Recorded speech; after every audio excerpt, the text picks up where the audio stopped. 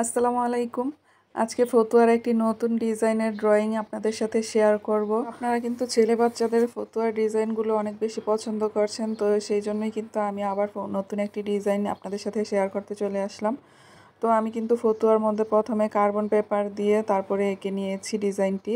এখন আপনাদের বোঝানোর সুবিধার জন্য কিন্তু আমি এই পুরো ডিজাইনটি গ্লিটার জেল পেনটা দিয়ে এঁকে দেখাচ্ছি। তো এখানে প্রথমে আমি একটি অর্ধচন্দ্র এঁকে নিলাম। তো এখানে অর্ধচন্দ্রটি কিন্তু আমি একটি কাপের সাহায্যে ডিজাইনটি করে নিয়েছি। কাপটা বসিয়ে তারপরে অর্ধেক ডিজাইনটা এঁকে কিন্তু আমি এই অর্ধচন্দ্রটি এঁকে নিয়েছি।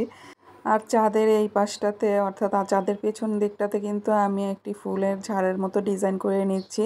তো কয়েকটি ফুল এঁকে এবং পাতা এবং ডালপালা এঁকে নিচ্ছি আমি। তো এরকম সিম্পল ডিজাইনগুলো কিন্তু বাচ্চাদের ফতুয়ার মধ্যে করলে খুবই সুন্দর লাগে। তো এটা একটা থিম আকারের ডিজাইন। আর এই ডিজাইনগুলো কিন্তু খুবই সুন্দর লাগে বাচ্চাদের ড্রেসের মধ্যে করলে। তো চাঁদের পেছন পাশটা কিন্তু আমি পুরোটাই ফুল এবং পাতা দিয়ে ডিজাইন করে নিয়েছি। আর সামনে পাশটা কিন্তু পুরোটাই আমি খোলা রেখেছি। এখন নিচের দিকে কিন্তু আমি কিছু ঝুলন্ত স্টার এবং ফানুস এঁকে নেব। তো এই থিমটা মূলত রমাদান এবং ঈদের মধ্যে কিন্তু আমরা বেশি দেখতে পাই।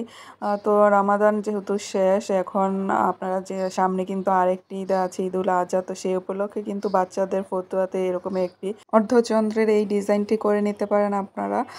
দেখতে কিন্তু খুবই ইউনিক লাগে এই ডিজাইনটি। আর এই ভিডিওটি আপনাদের কাছে কেমন লেগেছে অবশ্যই কমেন্টস করে জানাবেন। আর পরবর্তীতে সেলাই ভিডিওটা নিয়ে হাজির হব। যেহেতু ভিডিওটা সেলাই ভিডিও অ্যাড করলে অনেক লং হয়ে যায়, এখন শুধু আমি ড্রয়িং ভিডিওটা শেয়ার করলাম। আল্লাহ হাফেজ।